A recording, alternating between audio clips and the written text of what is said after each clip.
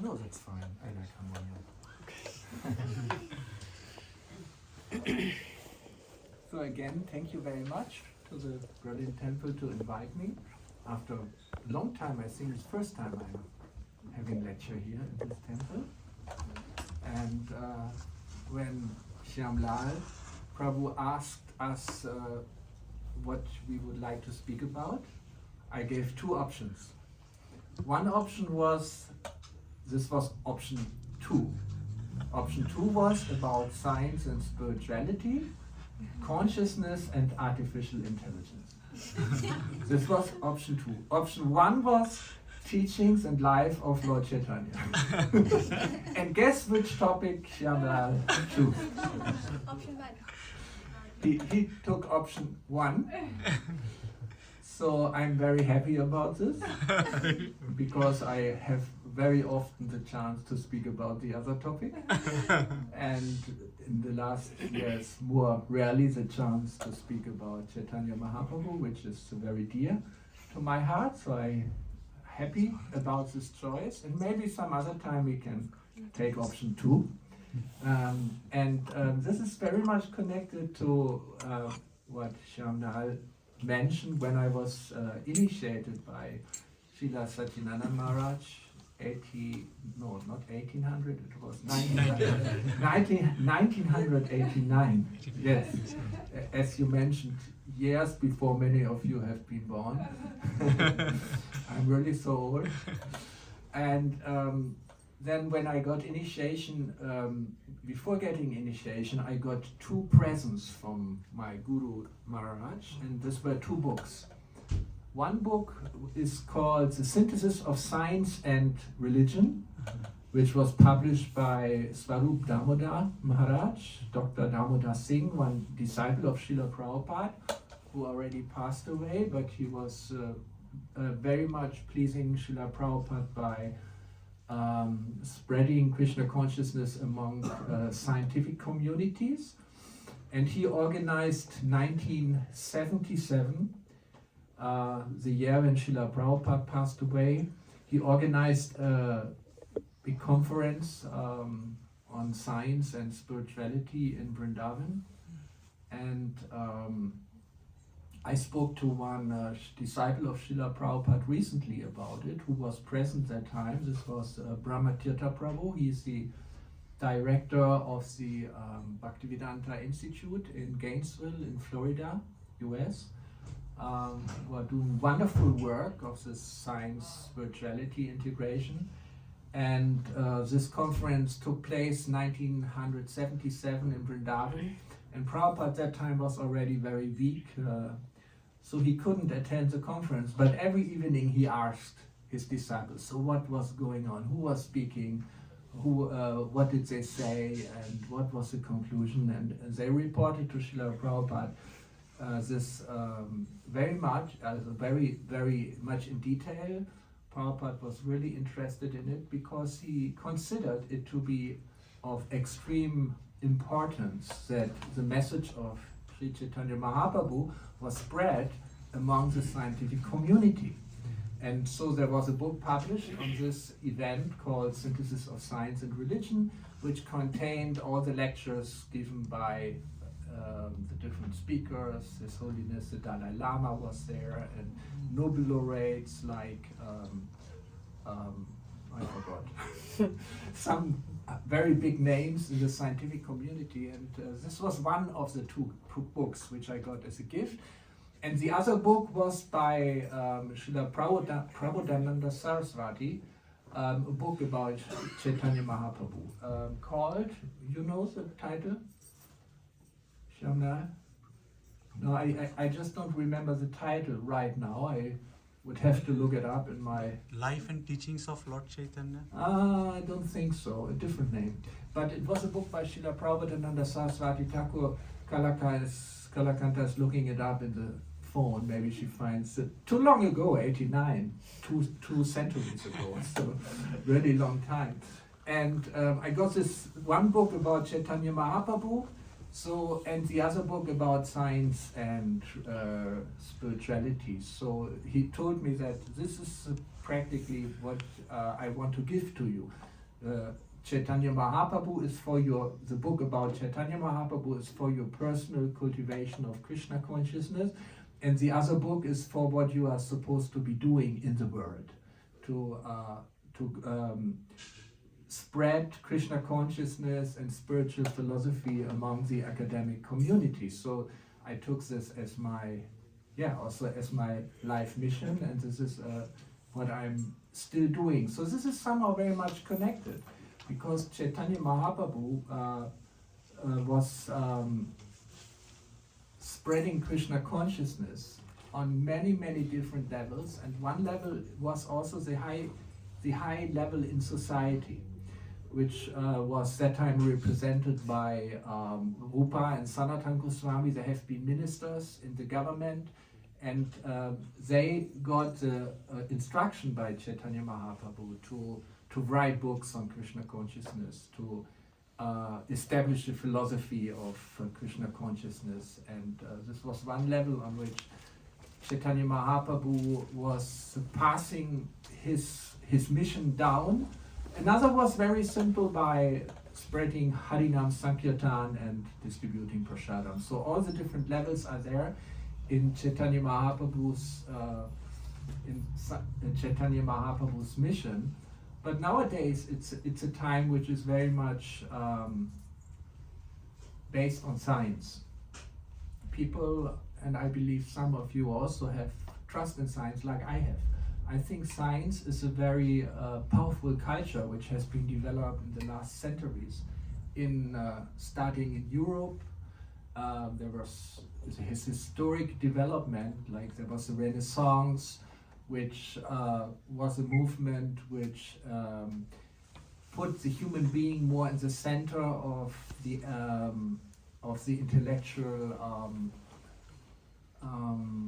people. Before, it was very much God-centered in Europe, but very much determined by the church and the belief of the church, and it was almost forbidden to trust one's own senses, to rely on one's own senses to gain knowledge and on their own mind. And in Renaissance and later in the age of enlightenment, this was changed, and philosophers like Immanuel Kant, they established the idea that all knowledge should also be based on, not just be based on revelation, but also should be based on experience through one's senses and on the conclusions of one's own mind.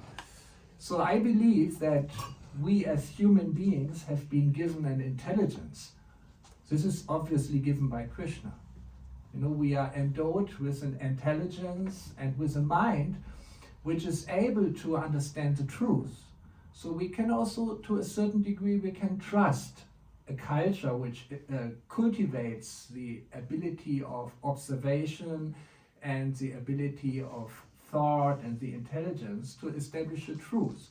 So I believe there should not be any contradiction between the message of Krishna consciousness, which is a timeless message from the Vedas being passed down, not millenniums down through the different ages, coming down to Chaitanya Mahaprabhu, who then started this movement, which we are all a part of today, the movement of Harinam Sankirtan.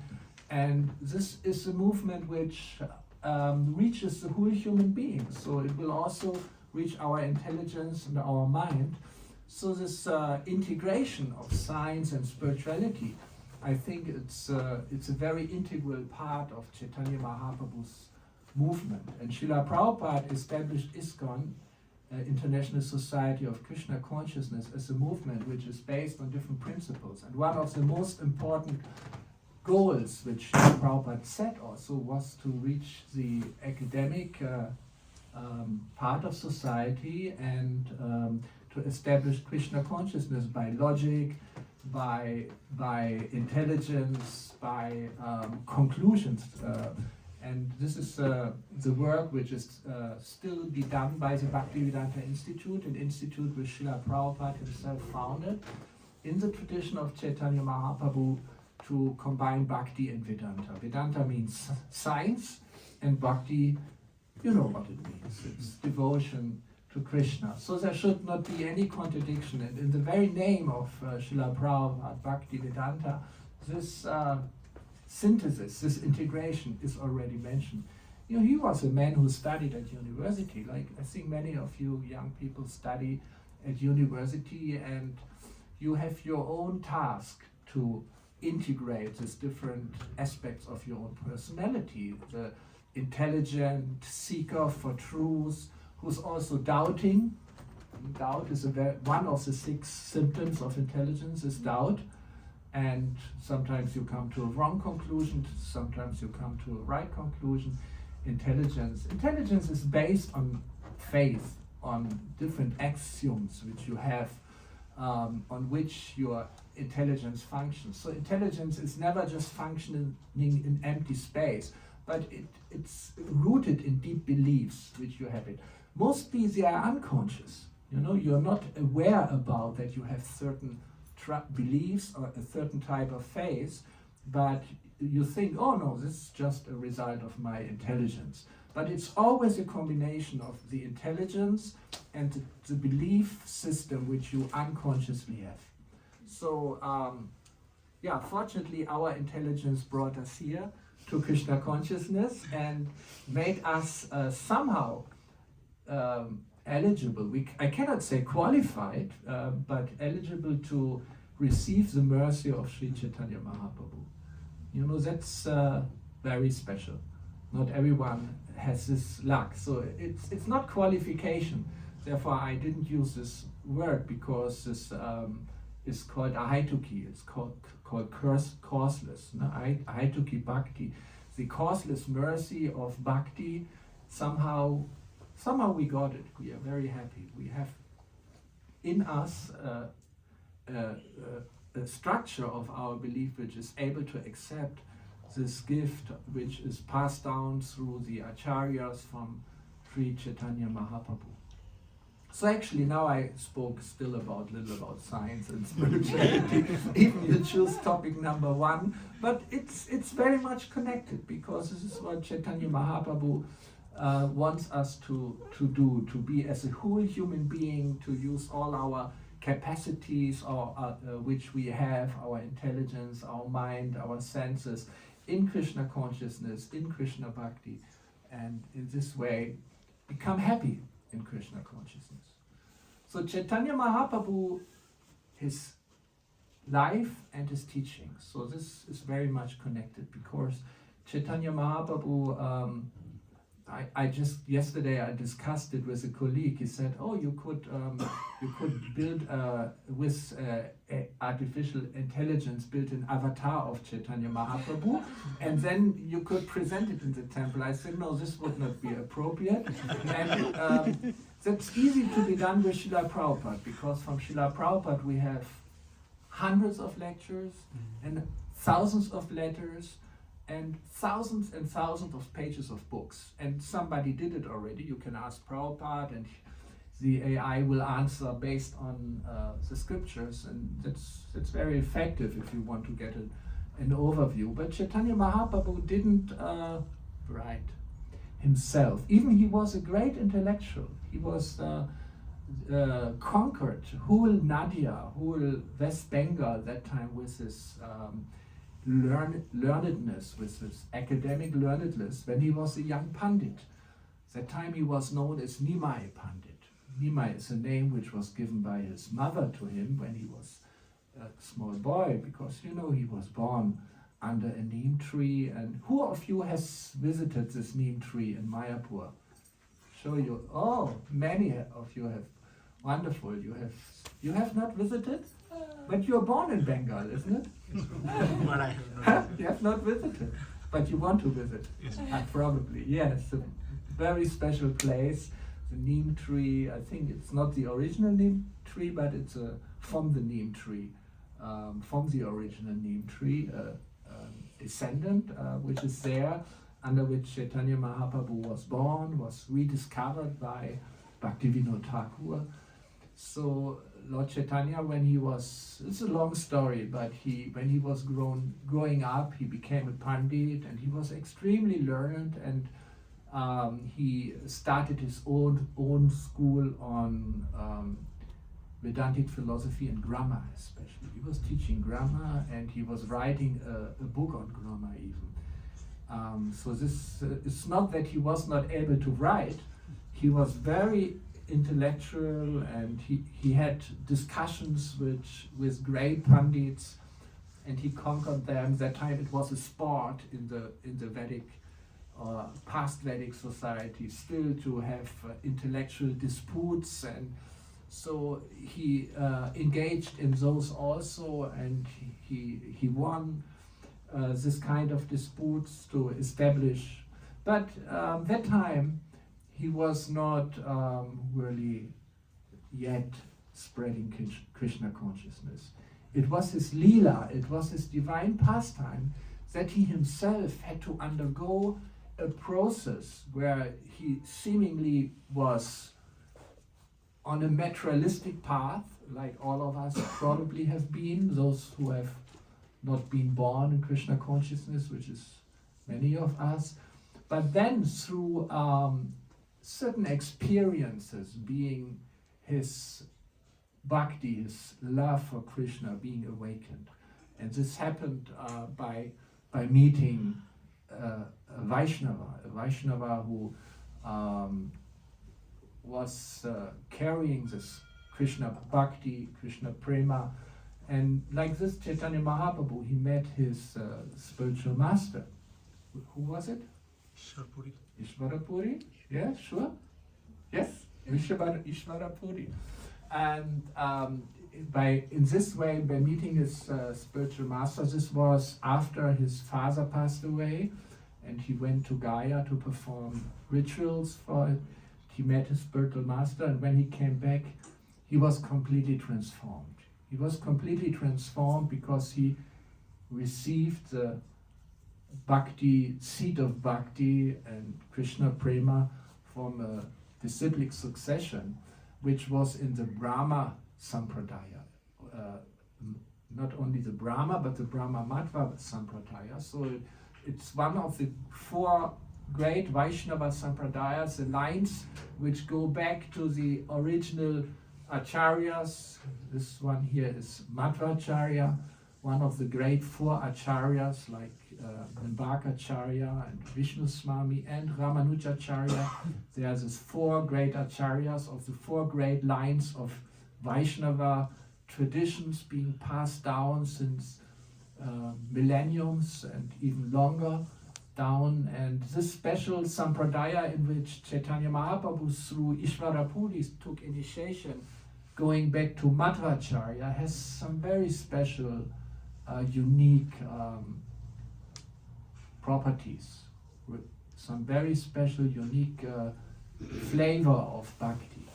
And this is unique about Chaitanya Mahaprabhu's teaching, especially about Vraj Bhakti, the bhakti which is exhibited by the inhabitants of Vrindavan, of Goloka Vrindavan, spiritual Vrindavan, but which you find also mirrored on this planet in Gokula Vrindavans, and especially by the gopis of Vrindavan. So it's a very special type of bhakti which has been revealed by Madhvacharya and later by Madhavendra Puri, one other great acharya in this line, and then through Ishvara Puri being passed down to Chaitanya Mahaprabhu. Of course, Chaitanya Mahaprabhu, he's exhibiting, like all avatars, his pastimes on this planet, almost appearing like a normal human being, like being born as a small child, like Krishna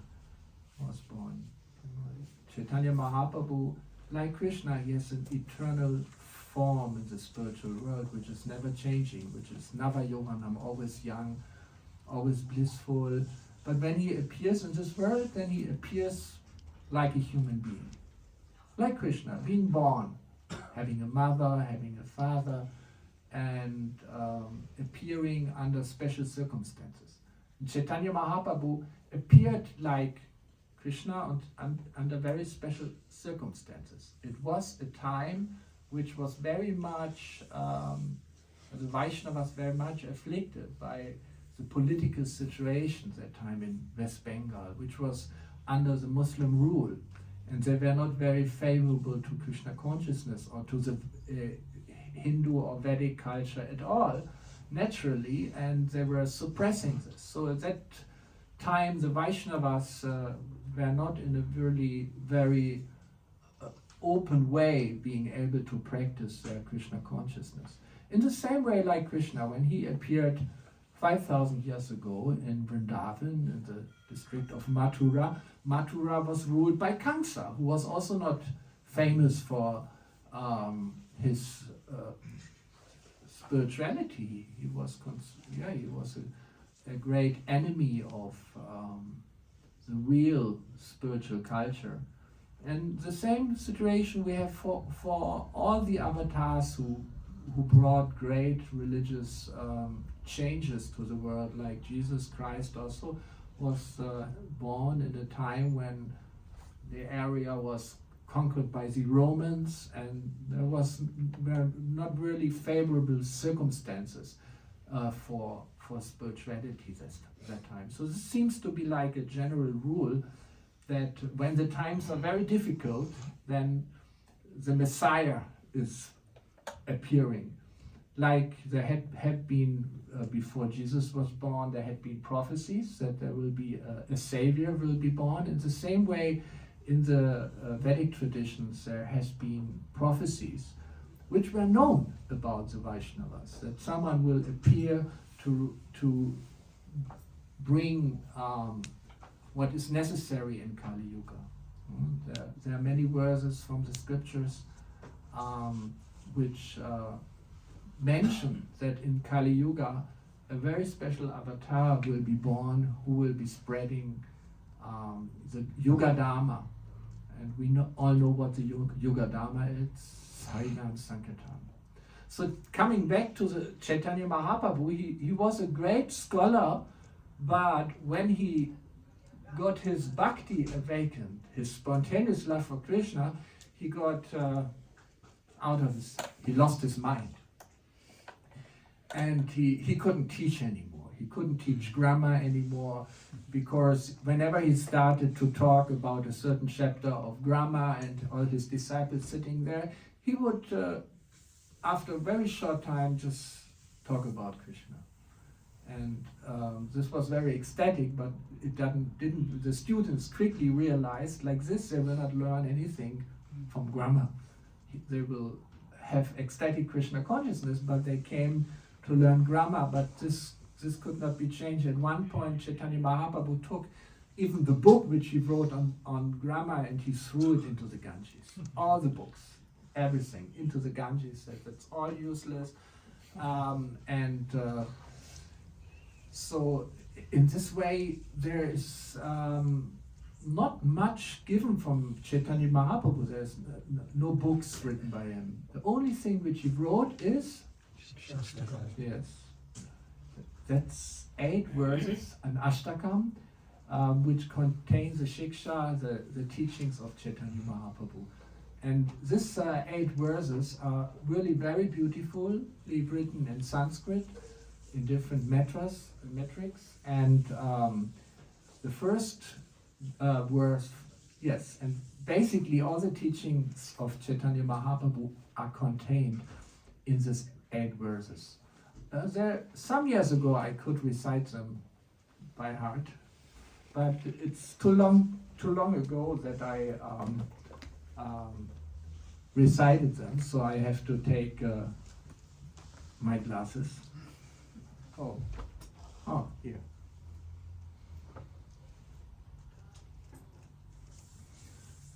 Cheto Dapana Majanam Mahadavagni Nivapanam Shreya Kairava Chandrika Vitaranam Vidya Udujivanam Anandam Buddhivardhanam Pratipadam Purnamrita Swadanam Savatma Snapanam Param Vijayate Sri Krishna Sankirtanam. You have it? Yes, Prabhu. Oh, you have it on paper. That's wonderful. So we can recite it together, at least partially. Okay, again. Cheto Dapana Majanam Bhava Mahadavagni Nivapanam Shreya Kairava Chandrika Vitaranam Vidya Valjivanam Anandam Buddhivardhanam Pratipadam Purnamrita Swadanam Savatma Snapanam Param Vijayate Sri Krishna Sankirtanam. Param Vijayate Sri Krishna Sankirtanam. This is all victory be for the highest supreme victory, Param Vijayate, be for the congregational chanting of Sri Krishna's holy name. Because why? It's Chetodapana-majanam. Its effect is that by chanting the holy name of Krishna, you cleanse the mirror of the mind. This is the real meaning of Sri Krishna Sankirtanam as a start, and if the mirror of the mind is cleansed, it will naturally reflect the pure bhakti of the soul. Because the bhakti, the love for Krishna, the devotional service for Krishna is inherent in all the souls. And even the pure bhakti, pure love for Krishna,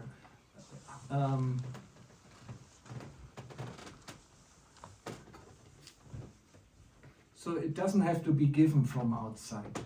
There's a controversy about this, but there are some special controversies in spiritual philosophy which cannot be resolved because they are achintya. For example, is the bhakti inherent in the spiritual soul, or does it have to be given by the guru? Huh? Both. Both. Yes, both. That's the right answer, because this is a achintya, and here we come to the very essence of Sri Caitanya Mahaprabhu's philosophy, which is achintya. The real riddles, the real enigmas of spiritual life, they have to be achintya. If there would be chintya means your mind can understand them, they would be like any material truths. But they are spiritual truths. They are achintya. They are beyond the reach of the mind. They are beyond the logic of the mind. And the logic of the mind is what we call a two-valued logic. Each statement has to be either right or wrong. This is the basic of artificial intelligence, 1 or 0. Everything has to be either a 1 or a 0. It cannot be in a quantum computer. It can be in a superposition, but that's another story we don't need to talk about today. So, but in material logic, a statement is either true or wrong. But even the Swiss psychologist Carl Gustav Jung, he said, a great truth is a truth of which opposite is also true. That's a great truth. Because this is the integration of material opposites. And here we have the highest spiritual truth, and the highest spiritual truth is always achintya. So there is no contradiction among these two statements, that bhakti is the inherent quality of the soul, and that bhakti has to be given by a guru in order to be awakened. In the same way, the teaching of Lord Chaitanya is distinct from the teachings of the other Vaishnava acharyas by being called achintya, beda abeda tattva. Beda abeda means Oneness and what means beda? oneness. No, beda means Difference. difference. and abeda means oneness. The achintya, incomprehensible simultaneous oneness and difference, which is a statement about our true identity. Our true identity being simultaneously one with Krishna and different from Krishna. So my question to you is, what is more easy to understand? That we are one with Krishna or that we are different from Krishna? What is easier for you? It's easy to understand that we are one with Krishna. It's not easy to understand. Well, not easy. Not easy to understand. Not easy. But that should be the way to learn. Only then it will be, easier to proceed. So you Otherwise, it say. will be, very much, contaminated by Maya. Tell again, please. So what is easier to understand for you? That you're one with Krishna or that you're different from Krishna? Having practiced Krishna consciousness for some years, now I can say one with Krishna, but maybe 3 years back I would have said something else. Uh-huh. Yeah. Okay. Yeah. What do you think for the others? What is easier for you to understand? Very away from Krishna. Since Krishna is all powerful and I'm not, the oneness is for me more difficult to understand. Yeah, more difficult. It's easy to understand that we are different from Krishna, isn't it? Yes. And that's very easy to understand. We are so much. We are so small. We are so limited. Yeah, we are so limited in time and space and in power, what we can reach. So the difference from Krishna, and also this feeling, am I always together with God? Am I always together with Krishna? It's very easy to realize that we are different from Krishna, that we are separated from Krishna. But it's very, very difficult to understand how we are one with Krishna. And Krishna very much desires us to understand that we are close, that we are one with Him also. So both have to be there. And it depends also on the cultural understanding. For example, in India, there's this philosophy that we are one with Krishna is very prominent. But we call Mayavad philosophy. Yeah, but Aham Brahmasmi. Advaita philosophy. The Advaita philosophy, exactly. The Advaita philosophy from Shankaracharya on the basis of the Vedanta Sutra. But there are other Vaishnava sampradayas, like for example the Sri Vaishnavas in the Ramanuja Sampradaya. This Sampradaya is called, the philosophy is called Vishuddha Vishishta Advaita. Vishishta Advaita, exactly, which is a qualified Advaita, Vishishta Advaita. It's a qualified Advaita. It understands the oneness, that it qualifies the oneness, but it's an Advaita philosophy, but it's Vaishnava philosophy. But it's a purified, it's a qualified understanding of oneness. So we should not be afraid of oneness, because nobody can convince me that I'm just one with Krishna. I so much feel my own individuality, isn't it? We are all individuals, and we are all individually placed in this world to live our life and to realize that we are of the same spiritual nature of Krishna, as Krishna is, of the same spiritual nature of God, that we are eternal. Everything which is one with Krishna has to be eternal, has to be full of knowledge, has to be full of bliss. And how far are we away from this? So to realize that we are that we are one with Krishna in quality of being timeless, being eternal spiritual soul, which is full of knowledge, vidya, vadu jivanam, as it is said here, Sri Krishna Sankirtan Sankirtan is the life and soul of Vidya Devi, the goddess of transcendental knowledge, who is his consort. So to revive this transcendental knowledge of one's eternal nature and one's eternal relationship to Krishna, this is the power of Sankirtan. If Sankirtan awakens, if the chanting of the holy name, if the congregational chanting of the holy name manifests, like in this community, Vidya Devi, the transcendental knowledge, also manifests. And transcendental knowledge is always knowledge about one's own transcendental nature. So Cheto Dapanamarjanam, the Sri Krishna Sankirtan cleanses the mirror of the heart, and then it extinguishes the blazing forest fire of material existence. Sansara Davanala Lidaloka.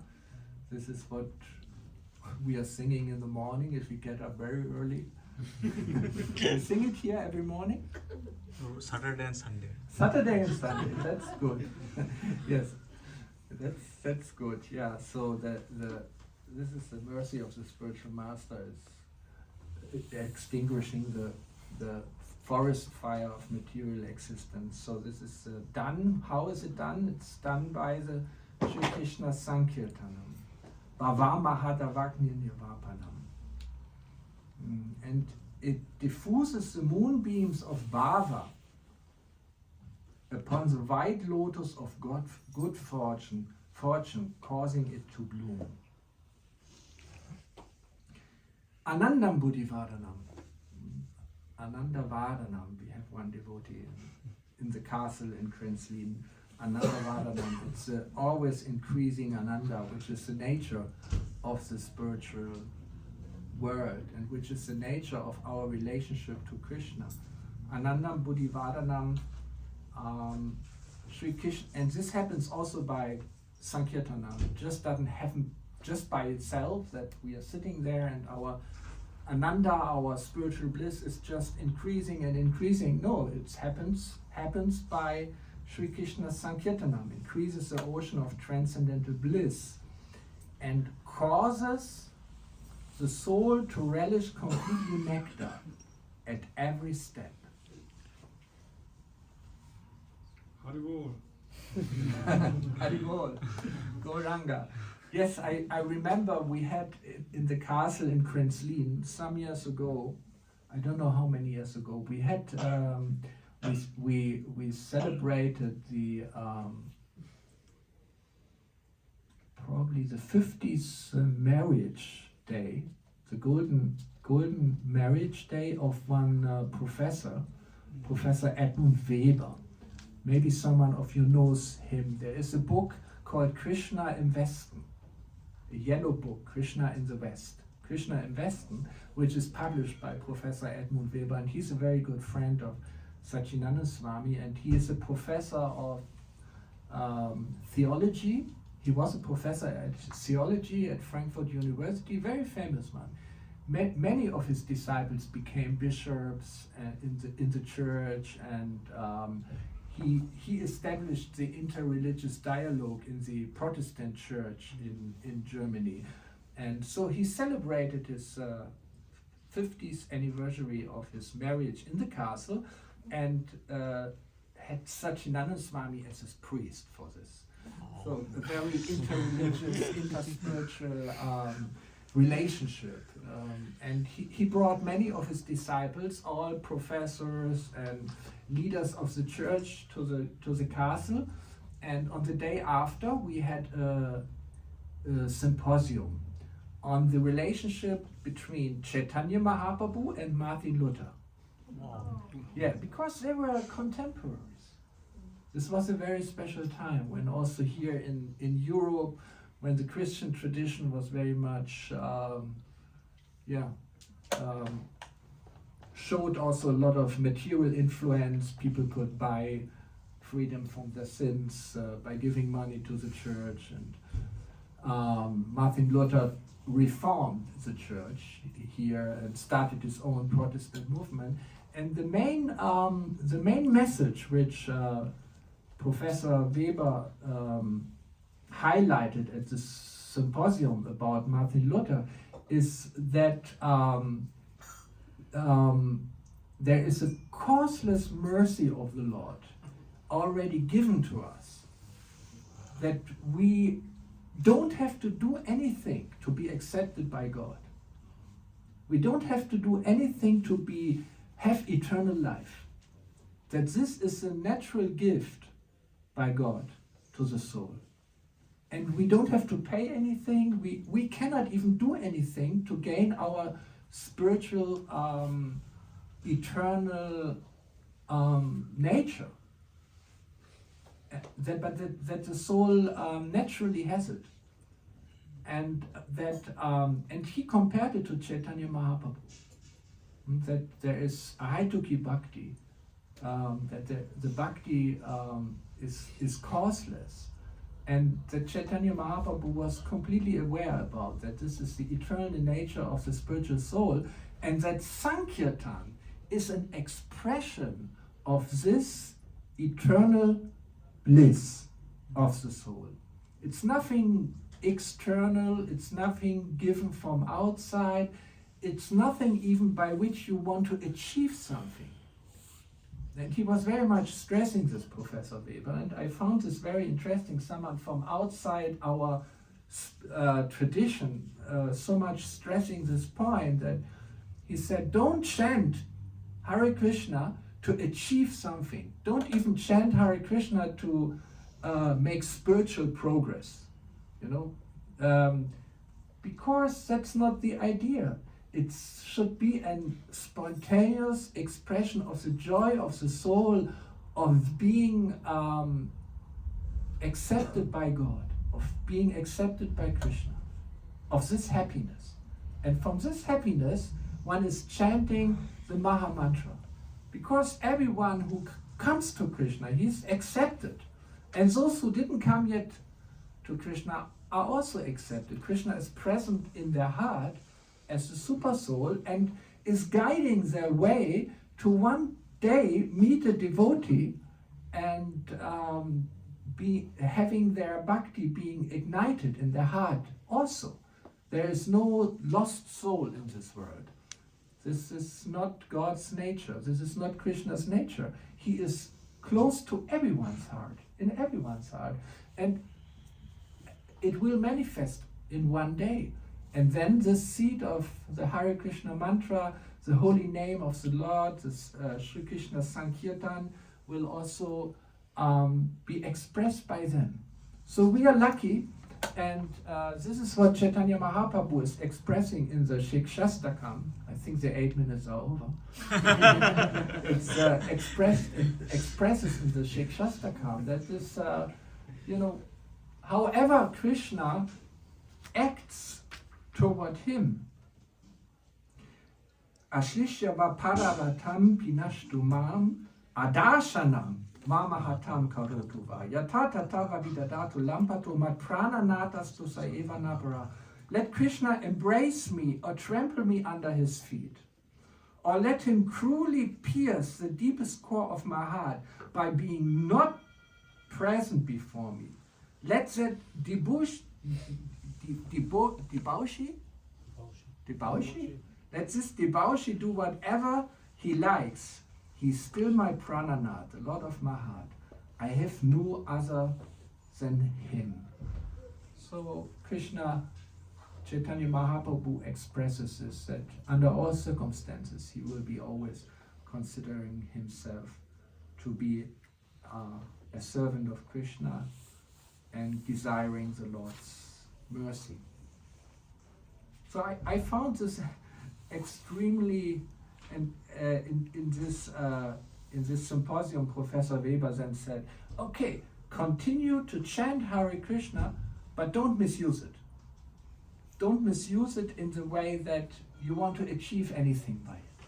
And I think that's something which we all learn. The only thing which we want is what Chaitanya Mahaprabhu expresses so strongly in the Shikshastakam, to be under all circumstances, be close to Krishna, to be Krishna's servant, to be accepted as a particle of dust as his lotus feet. Ainanda tanuja kinkaram patitamam vishame bhavambudo kripaya tava parapankaja stita duli sadrisham vichintaya. O son of Nanda, I am your eternal servant, but I have fallen into the violent ocean of material existence. Mercifully place me as a particle of dust at your lotus feet.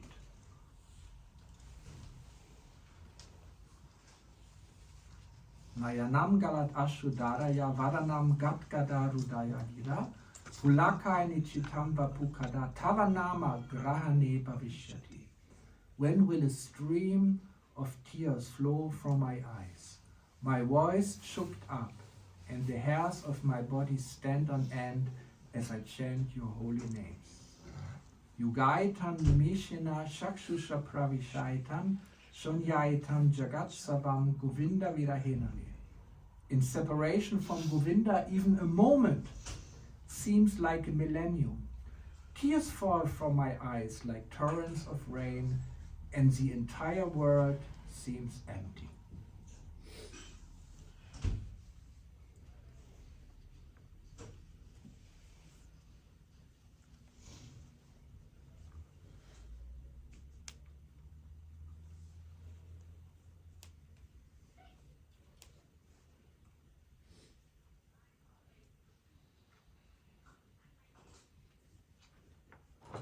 Yes, really beautiful verses. One of the most famous verses we should also not mention here, which is the Trinata Pisunichina Tarogiva Sahishnuna Amanina Manadena Kirtanya Sadahari. This even I remember. Only he who feels lower than blade of grass, and who is more tolerant than a tree, and who expects no honor for himself, but is able to give due respect to all others, is qualified to perpetually chant the holy names of Sri Hari.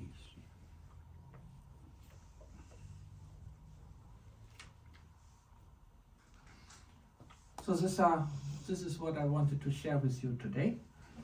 Just a few thoughts, a little unsystematic about Sri Chaitanya Mahaprabhu, and maybe you have something to say. Yes, please.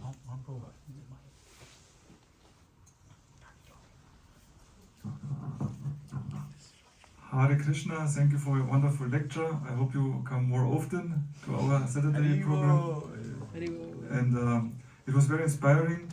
One thing I did not really understand with Professor Viba, and you told we should nothing achieve. We should not like to achieve something. But you read also this Trinata Pisunicha, so we have to become in this state. And also we have to become free of the offenses. So this is a contradiction. Exactly, this is a contradiction. And as I said, there are a lot of contradicting truths in spirituality. And I believe here again both sides are true.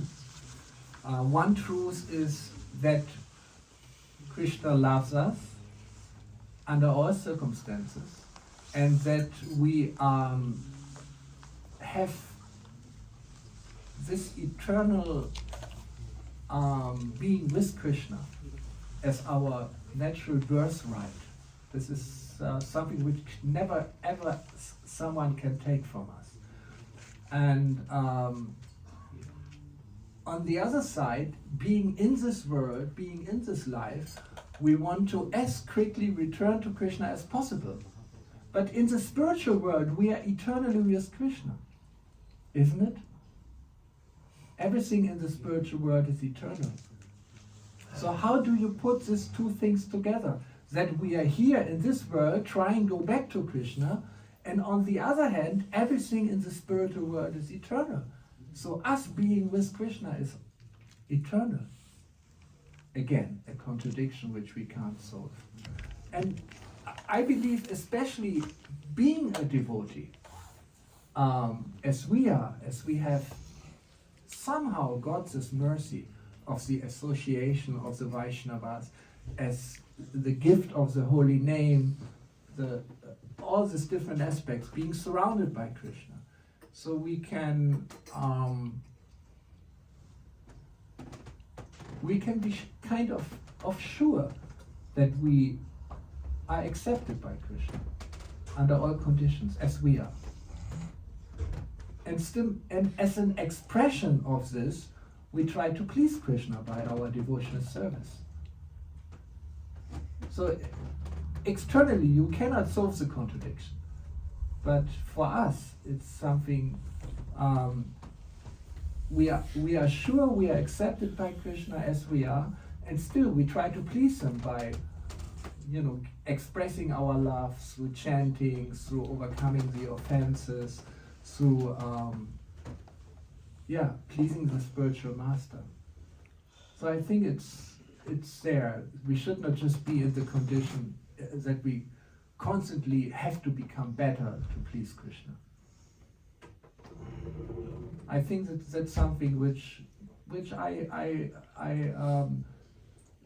heard it from older devotees and spiritual masters, that this is a very important aspect of our developing Krishna consciousness, that one feels accepted by Krishna under all circumstances.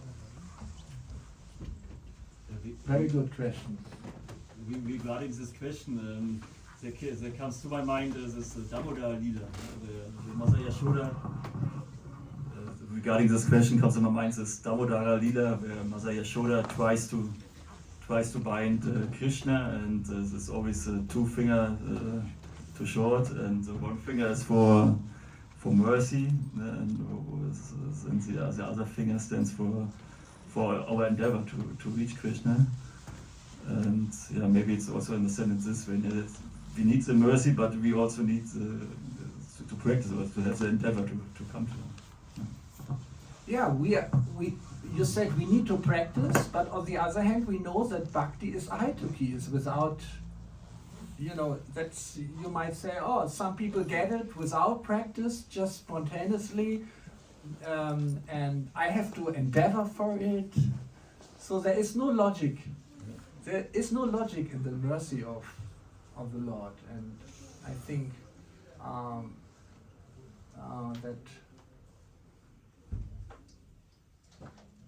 that it solves by, for example, we have been given so much Krishna consciousness being here, so we have the freedom of just going to the material world and losing ourselves or absorbing Krishna consciousness. What do we naturally do? We naturally want to engage in Krishna consciousness. This is something which attracts us, and this is by Krishna's mercy only. So everything ultimately is by Krishna's mercy. Even if you endeavor to practice your sadhana, this is also by Krishna's mercy. It's the slight difference in the Vaishnava Sampradayas. For example, in the Sri Sampradaya, it's very much stressed that the living entity has practically no independence from the Lord, that everything happens by the will and desire of the Lord, everything. And in Chaitanya Mahaprabhu's philosophy, this Achintya Veda Veda Tattva, the free will of the living entity is slightly more emphasized. That we have a free will which is not really where the Lord doesn't interfere with. So we have this freedom, but having once received the mercy of the Lord, one naturally uses one freedom to come closer to Him.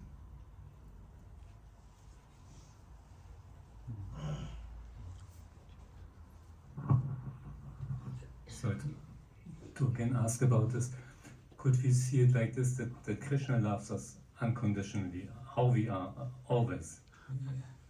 And but from our side, we have to decide that we want Krishna 100%. And if we don't have it 100%, then we can still have something to do with the spiritual world, and our relationship is not so pure.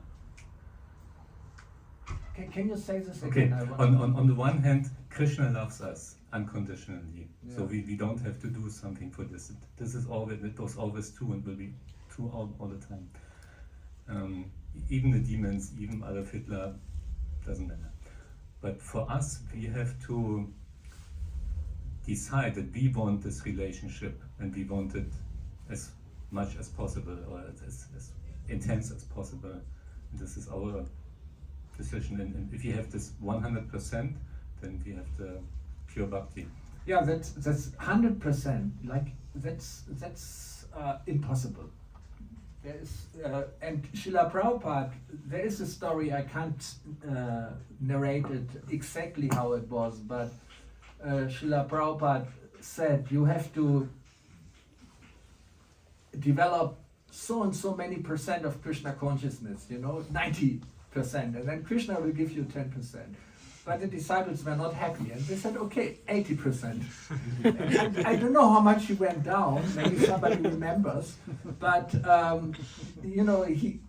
what he expressed in this way, this was kind of negotiating. If he would have said 10% is enough, Krishna would give 90, then everyone said, okay, 10%, I have already. And would be lazy, and just, this was not the idea, because Srila Prabhupada needed some people to spread the Krishna Sankirtan movement.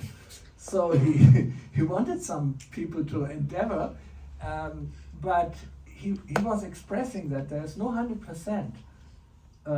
We are very small, and we are depending on Krishna completely, like a child. And Krishna will always be merciful to his children. So whatever is missing at the end is given by the mercy of the spiritual master. I remember something from a different tradition again, because it's just on my mind.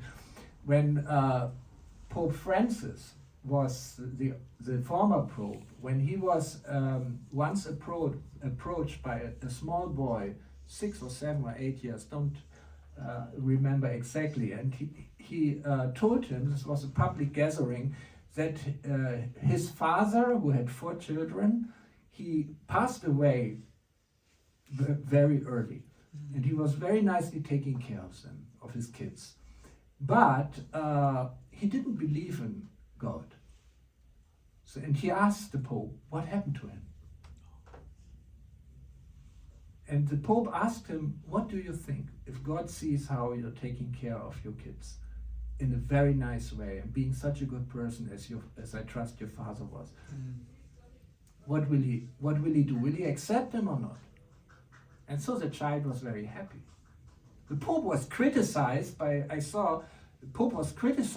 someone who said, this is not real Christianity. Christianity is that you have to accept Jesus. If you don't accept Jesus, you go to hell. But the Pope was of a different opinion. He thought that God is all merciful. So what is the limit of God's mercy? What is the limit of Krishna's mercy? We cannot comprehend this limit. Yeah, but still you have to accept it. No? If you don't accept it, if you have another desire, then different from Krishna, then so we have to take Krishna's mercy. But I think you're limiting Krishna's mercy. But it's said it's also Krishna's mercy that he fulfills our material desires, or is it? In that sense, it's not limiting, but then he's doing in a way that we losing the taste for it. It's also said. Yes, that's right. So I think that Krishna has an individual path for everyone. Like Krishna says in the Bhagavad Gita, everyone is on my path, following my path. So we are all, Krishna has a special mercy plan for everyone, and he can take everyone home as he likes. It's up to him, So, but we, as we got this gift, we should we are naturally expressing our love for Krishna. We want to chant Krishna's name. This is asserting us of the mercy of the Lord that we got it. So I'm stressing now the other side. It's easy to stress. Yeah, you have to do this, you have to do that. Otherwise, you don't attain Krishna's mercy. I don't think we can limit him in this way. And sometimes in our life we need more the confirmation that we are accepted by Krishna. Sometimes we need more the inspiration, do a little more, improve yourself, don't be lazy to achieve. But, so this was not my point. My point was really Krishna loves us unconditionally, Yeah. and he wants to give us his mercy really badly. He wants this. No? This is clear Yes. to me. But our part in this, to take the gift. This Yes. was my point. Yes, definitely. Yes. It is very inspiring that you speak about the other side also, but my mind can now think maybe it's not so important to follow my sadhana, maybe tomorrow I make a break or something. what would you tell my mind? Now I better think what I think.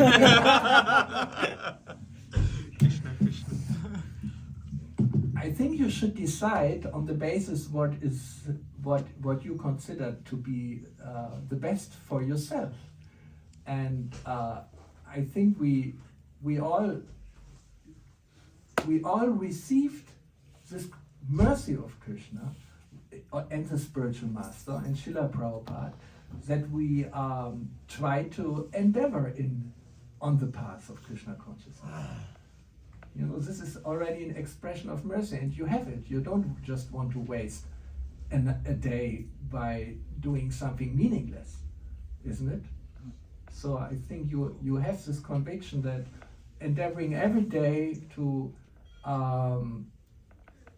perform devotional service, and chanting is a part, Sankirtan is a part of this devotional service. So this is a conviction, it's a mercy. I think you can't just waste your life with all this knowledge which you got and the mercy which you got. You will naturally endeavor on this path, and if there is sometimes some days we are better, some days we are worse, and it ultimately depends on Krishna. We can endeavor in our sadhana as much as we want. If we don't get the mercy of Krishna, if this would not be there, we wouldn't advance. So I would recommend to be as serious on this path as possible.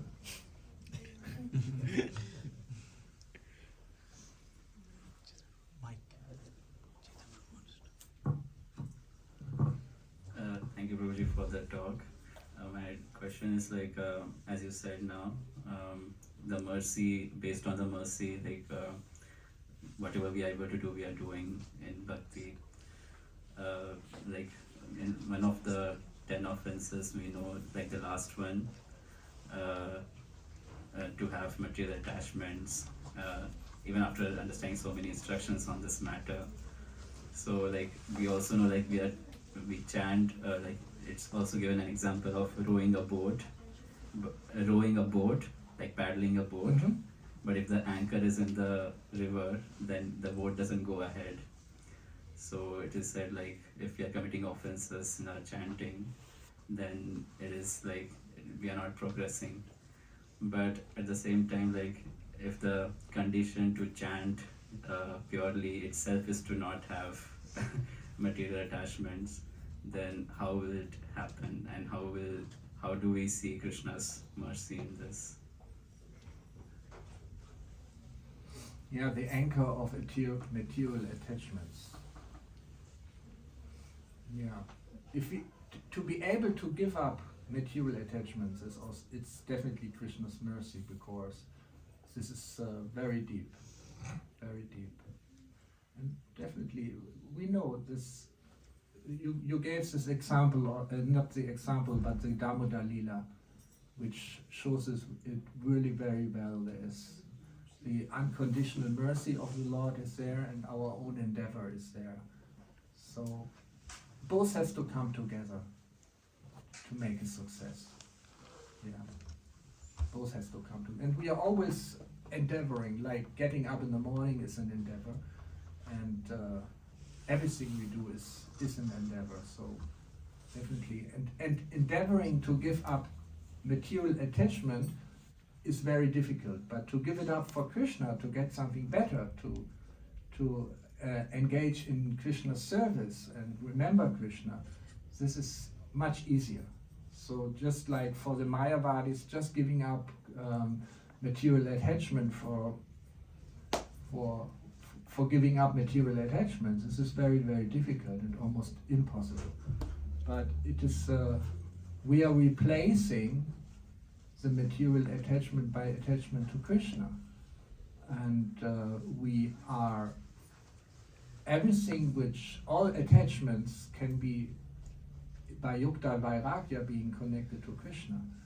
And I think that's really the solution. Because it's very, very difficult to give up attachment. It's impossible. It can only be, we can only be attracted by Krishna and then developing a different kind of attachment. And like for those who have not got this, like, or those who have attachments, then is it to be understood that they have not received the mercy of Krishna? Then how do we understand this? Give me an example of an attachment. Like maybe earning a lot of money and like that. And Yeah. Having Earning a lot of money. Probably Srila Prabhupada would say, earn a lot of money for Krishna and build a temple for Krishna. Srila Prabhupada was very pleased by having a disciple called Ambarish Prabhu, who not by himself but his family earned incredibly a lot of money by producing the Ford cars. You know the car, Ford? Yeah, it's a car, American car. So he's from this family, and so Srila Prabhupada encouraged him, use all this money for building a beautiful temple for Lord Chaitanya and Lord Nityananda in Mayapur.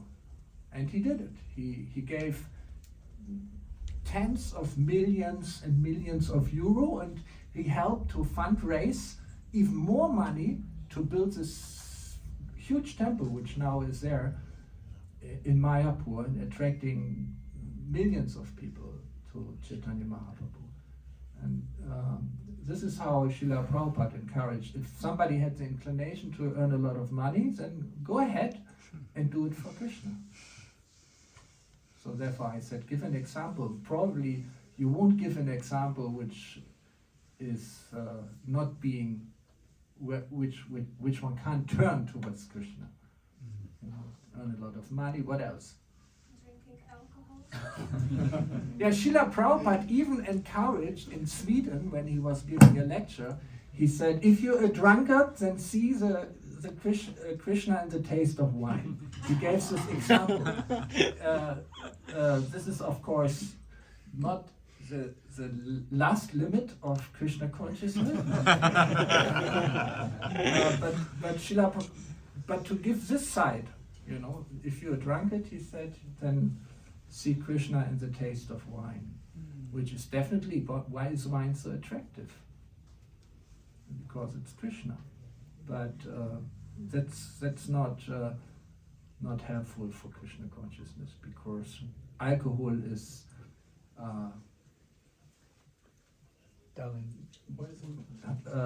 doing something with the consciousness which is not good for anything. What to talk about Krishna consciousness? It's not even good for material life. Even one drop of alcohol is a poison for the cells, so why should you take alcohol? Doesn't make sense. Yeah, thank you so much for this discussion. It helps me also to think deeper. Yes? I think the statement we are not this body but the part and parcel of Krishna, that will resolve the conflict what we have discussed about now. That we are not the body but part and parcel of Krishna. Yeah, with soul. So that will resolve all doubts what we are having now. Yes, we are part of Krishna, and so no need to think about material desires rights. Soul is soul. Soul is parcel for soul. right. Yes. If he understands this, and this Srila Prabhupada said is the essence of Krishna consciousness, to understand you are not the body, but you are part and parcel of Krishna. And as a part and parcel of Krishna, you have the same qualities like Krishna, you know, and your nature as a soul is to serve Krishna and to love Krishna. Then this solves everything. Definitely. All right, maybe it's time. Yes, please.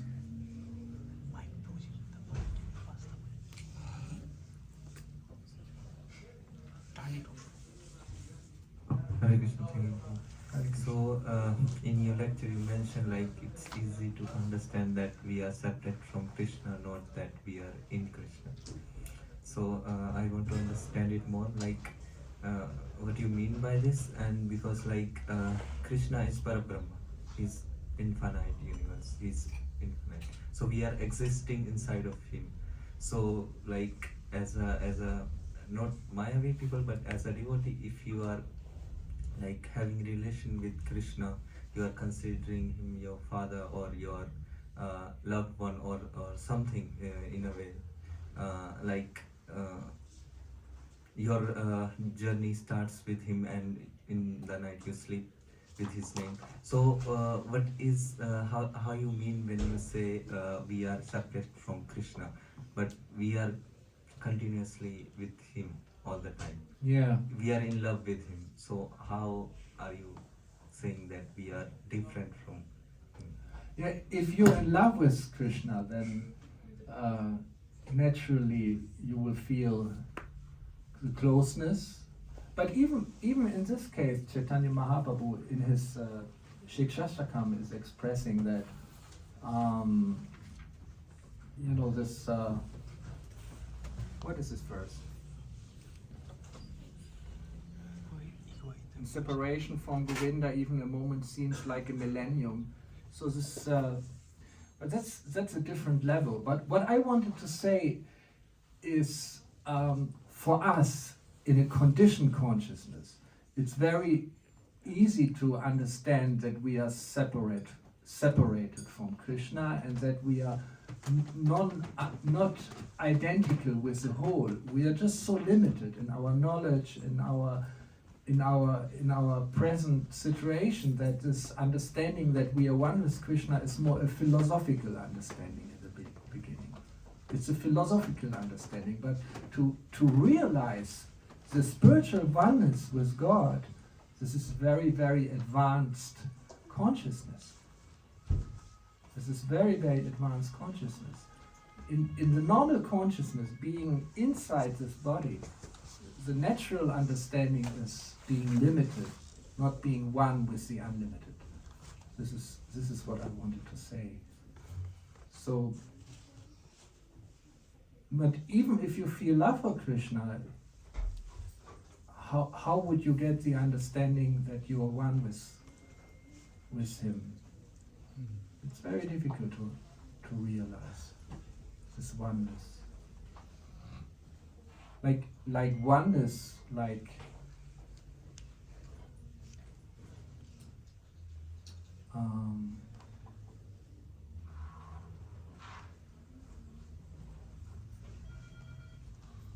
there is a spiritual realizations where you almost like change role with Krishna. Change role and see yourself from Krishna's perspective. There are mystics who have these realizations. And this is also a realization, which is not the realization of a devotee who serves Krishna, who sees Krishna as his father, or as a son, or as a servant. But I want to say this realization of being one with Krishna is really very far away from what we are now. Very, very far away. Our realization is We are small, we are separated from Krishna, we are not God. It's so let's say it like this: we are not God. It's so obvious that we are not God, isn't it? It's nothing more obvious. Maybe that's the easiest way to say it. There's nothing more obvious that you are not God. I'm sorry to offend you. It's nothing more. And for myself also, there is nothing more obvious that I'm not God. And on the other hand, I am also God. In the sense as we Vaishnavas understand it. But that's very, very difficult to realize. But the mystics of all traditions came to this realization, and this is not wrong. But it's the problem is only if the ego thinks I'm God, then you're lost. If the ego blows up in a way that it thinks I'm God, then they are lost. On the other hand, Krishna doesn't mind if we feel, as close to him and as one with him as possible. This is one of the most difficult things to understand and to realize. Therefore, Chaitanya Mahaprabhu's philosophy is called Achintya Bheda Vedattva. This is the very essence of his philosophy. If it would be easy to understand, then it wouldn't be the highest philosophy, and we can just, Good discussion. Thank you. All right.